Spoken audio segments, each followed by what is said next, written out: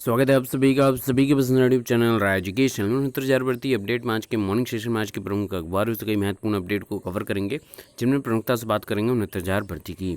69,000 भर्ती संबंधित शिक्षा विभाग नहीं दे रहा जानकारी, अभ्यर्थी सूचना आयोग से जानकारी लेने के लिए तत्पर हैं।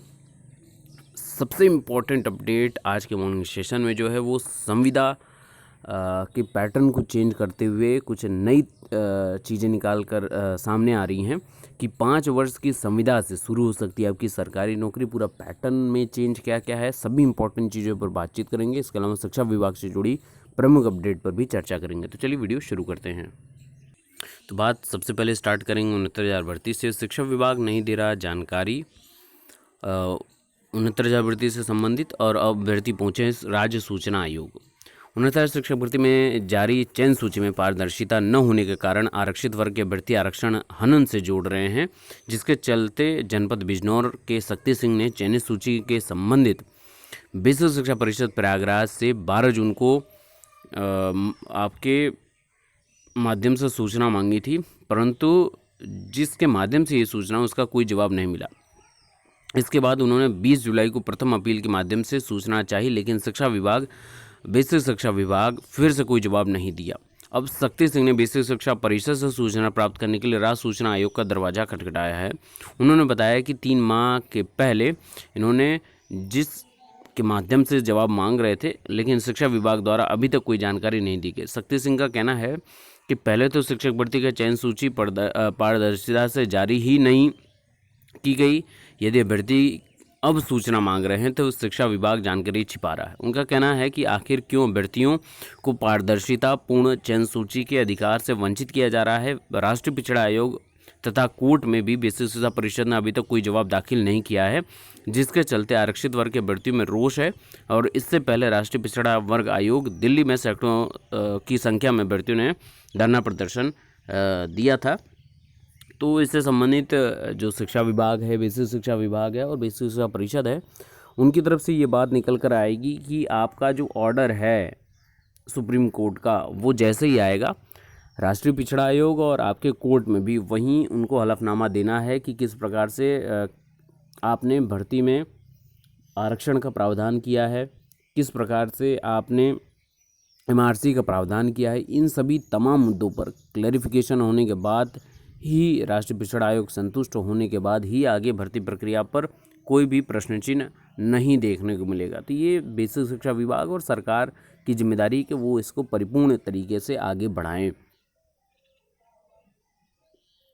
लेकिन सबसे इम्पोर्टेंट बात है कि बीच बीच में जो कई चीज़ें ट्रैवल होती हैं, आजकल सोशल मीडिया का दौर इतना है कि क्या गलत है भेद करना थोड़ा सा मुश्किल का काम रहता है।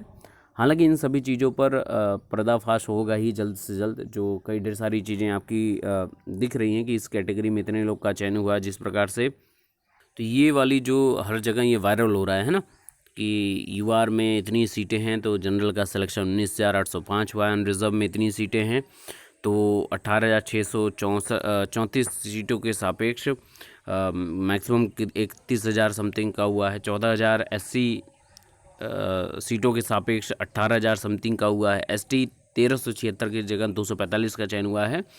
तो और उसमें रिमेनिंग सीट 1133 बाकी है, जिस पर सरकार SC के लिए बात कर रही है। तो इन सभी चीज़ों के बीच में सबसे इम्पॉर्टेंट बात क्या है, वो ये है कि ये चयनित वर्गवार आंकड़ा जो है ये कितना वैलिड है और कितना नहीं है, ये तो कुछ ही दिनों में सारी चीज़ें स्पष्ट हो जाएंगी। लेकिन आप इस चीज़ को समझ लें पूर्णतः, लेकिन ये पूर्णतः आप समझ ही लें कि सरकार और बेसिक शिक्षा विभाग अभी तक, चाहे पिछली भर्ती आप 68,500 देख लें, मैक्सिमम लोगों का चयन होने से ये नहीं कहा जा सकता कि मैक्सिमम लोग आपको नियुक्ति मिल जाए, है ना। ये भी आपके फॉर्म फिलअप करने का मतलब ये भी उसमें मेंशन था, आपने घोषणा जब किया था कि जरूर नहीं है कि आपका चयन सुनिश्चित हो जाए। अभ्यर्थी तो 1,46,000 पास हैं, इस बात को कोई नहीं समझ रहा है। सबसे इम्पोर्टेंट बात है 1,46,000 अभ्यर्थी पास हैं, लेकिन चयन सिर्फ और सिर्फ 69,000 ही सीटों पर होना है, यानी कि बाकी के लोग अचयनित की श्रेणी में आएंगे।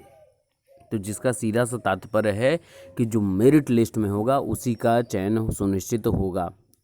अब ये देखने वाली बात होगी कि इस पर सरकार का, बेसिक शिक्षा विभाग का क्या रुख रहता है, क्या इस पर जवाबदेही उनकी रहती है।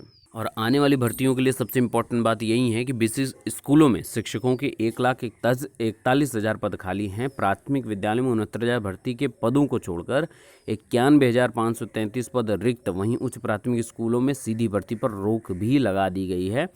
तो आने वाले समय में जो 51,000 प्लस पदों पर बातचीत कर रही है सरकार, आने वाले अभ्यर्थियों के लिए नई शिक्षक भर्ती का ऐलान जो कोर्ट रूम में हुआ है, आधिकारिक तौर पर हर जगह पुष्टि तो हुई नहीं है, कोर्ट रूम के जरिए ही हम लोग इतना ज़्यादा उन सब खबरों को समझ रहे हैं, सुन रहे हैं। उसके लिहाजा 69,000 भर्ती बहुत ज़्यादा, मैं कई बार बोलता आया हूँ कि बेसिक की कमर की ऋण है 69,000 भर्ती। जब तक ये पूर्ण नहीं होगी तब तक कोई फ्यूचरिस्टिक वैकेंसी आपको देखने को नहीं मिलेगी। इसी वजह से कहता हूँ कि बार बार अपनी एकजुटता के साथ आगे बढ़े। हालांकि अब ये विचार होना चाहिए कि न्यायिक प्राधिकरण से कोई प्रश्न पूछ सकता है या न्यायिक प्राधिकरण से विवेकाधिकार के अंतर्गत उनसे जवाब मांगा जा सकता है। ये सोचनीय विषय है और इस पर गहन मंथन की आवश्यकता है। और आज की सबसे इम्पोर्टेंट खबर ये है कि अब 5 वर्ष की संविदा से शुरू हो सकती है सरकारी नौकरी। समूह ख व ग की भर्ती प्रक्रिया में बड़े बदलाव की तैयारी में प्रदेश सरकार। उत्तर प्रदेश सरकार का जो हर 6 माह पर मूल्यांकन होगा। हर वर्ष 60% से कम अंक तो नौकरी से आप बाहर हो जाएंगे। बहुत बड़ी बात है अपने आप में। 5 वर्ष की कठिन संविदा प्रक्रिया में छंटनी से बचे तो नौकरी आपकी पक्की रहेगी। अब ये क्या तरीका रहेगा, इसको आइए समझ लेते हैं। प्रदेश सरकार समूह ख व समूह ग की भर्ती यानी ग्रुप बी और ग्रुप सी की जो भर्ती प्रक्रिया में बड़ा बदलाव करने पर विचार कर रही है। प्रस्तावित व्यवस्था में चयन के बाद कर्मचारियों को शुरुआती 5 वर्ष तक संविदा के आधार पर नियुक्त करने की योजना है। इस दौरान उन्हें नियमित सरकारी सेवकों को मिलने वाले अनुमन्य सेवा संबंधी लाभ नहीं मिलेंगे। संविदा है 5 वर्ष की कठिन संविदा सेवा के दौरान जो छंटनी से बच पाएंगे उन्हें ही मौलिक नियुक्ति मिल सकेगी। शासन का कार्मिक विभाग इस प्रस्ताव को कैबिनेट के समक्ष विचार के लिए लाने के लिए तैयारी कर रहा है। इस प्रस्ताव पर विभागों से राय मशवरा शुरू कर दिया गया है। वर्तमान में सरकार अलग अलग भर्ती प्रक्रिया से चयन के बाद संबंधित संवर्ग का सेवा नियमावली के अनुसार 1 या 2 वर्ष के प्रोबेशन पर नियुक्ति देती है। इस दौरान कर्मियों को नियमित कर्मी की तरह वेतन व अन्य लाभ दिए जाते हैं। वे वरिष्ठ अफसरों की निगरानी में कार्य करते हैं। नियमित होने पर वे नियमानुसार अपनी जिम्मेदारी का निर्वहन करते हैं। पर प्रस्तावित 5 वर्ष की संविदा भर्ती और इसके बाद मौलिक नियुक्ति की कार्रवाई से समूह ख व ग की पूरी भर्ती प्रक्रिया ही बदल जाएगी। नई व्यवस्था में तय फॉर्मूले पर इसका छमाही मूल्यांकन होगा, यानी प्रत्येक 6 महीने पर आपका मूल्यांकन होगा कि आपने कितना प्रोग्रेस किया, कितना डी प्रोग्रेस किया, आपने कहाँ पर कितना ज़्यादा मोटिवेट किया है, विभाग को आगे बढ़ने के लिए प्रेरित किया है, और आपने अपना लक्ष्य जो निर्धारित किया गया तो उसको कितना अचीव किया है। ये तमाम चीज़ें रहेंगी और इसमें प्रति वर्ष आपका 60% से अगर कम अंक रहा तो आप सेवा से भी बाहर हो सकते हैं। तो तय शर्तों के साथ 5 वर्ष की सेवा पूरी कर सकेंगे तो उन्हें मौलिक नियुक्ति दी जाएगी और इसे सरकारी विभाग समूह ख एवं ग के पदों पर नियुक्ति यानी संविदा पर एवं विनियमितीकरण नियमावली 2020 कहा जाएगा। यानी कि बहुत बड़ा बदलाव आपको देखने को मिल सकता है। जो जबरन रिटायरमेंट 55 साल 50 साल पे है तो उसके साथ ही कुछ नया आपको यहाँ पर देखने को मिल सकता है। PCS PPS व PCSJs ही बाहर। अब यहाँ से बहुत बड़ी आपकी प्रस्तावित जो नियमावली है सरकार के समस्त सरकारी विभागों के समूह ख व समूह ग के पदों पर लागू होगी और ये सेवा काल में मृत जो सरकारी सेवकों के आश्रितों की भर्ती नियमावली 1974 पर ही लागू होगी। इसके दायरे में केवल प्रादेशिक प्रशासनिक सेवा यानी कार्यकारी एवं न्यायिक शाखा तथा प्रादेशिक पुलिस सेवा के पद ही बाहर होंगे। तो संविदा नियुक्ति के लिए अहम होंगे कौन कौन से प्रावधान। पहला बात कि यूपी सरकार सेवक अनुशासन एवं अपील नियमावली 1999 लागू नहीं होगी। अब ये नया 2020 का आपका जो नियुक्ति नियमावली है वो लागू होगा। दूसरा, शासकीय कार्य से यात्रा पर भेजे जाने पर ही यात्रा व अन्न भत्ते दिए जाएंगे, अन्यथा नहीं दिए जाएंगे। अभी तक क्या होता था कि आप होम ट्रिप फैमिली ट्रिप करते थे तो उसका भी जो वहन है वो सरकार करती थी। तो ये यहाँ पर बहुत बड़ा बदलाव देखने को मिल रहा है। तीसरी इंपॉर्टेंट बात, जो कर्मी को नियमित सरकारी सेवकों को अनुमन्य सेवा संबंधी लाभ नहीं मिलेंगे। यानी कि आप संविदा पर हैं तो जो परमानेंट सैलरी है या परमानेंट जिनकी नियुक्ति है उनके कंपैरिजन में आपको जितने भी भत्ते हैं, जो लाभ हैं, वो सरकारी नहीं मिलेंगे। इसके अलावा संबंधित पद की अर्हताओं व आरक्षण आदि से संबंधित प्रमाण पत्र आदि फर्जी पाए जाने पर सेवा समाप्त भी कर दी जाएगी। तो ये बहुत बड़ी बात है और इसका देखते हैं कि कितना ज़्यादा विरोध और कितना ज़्यादा इसके पक्ष में लोग बातचीत करते हैं, ये आने वाला समय बताएगा। इम्पॉर्टेंट बात ये है कि MKPI फार्मूले से तय होगी पक्की नौकरी। क्या है MKPI फार्मूला क्या है, आइए जल्दी से जान लेते हैं।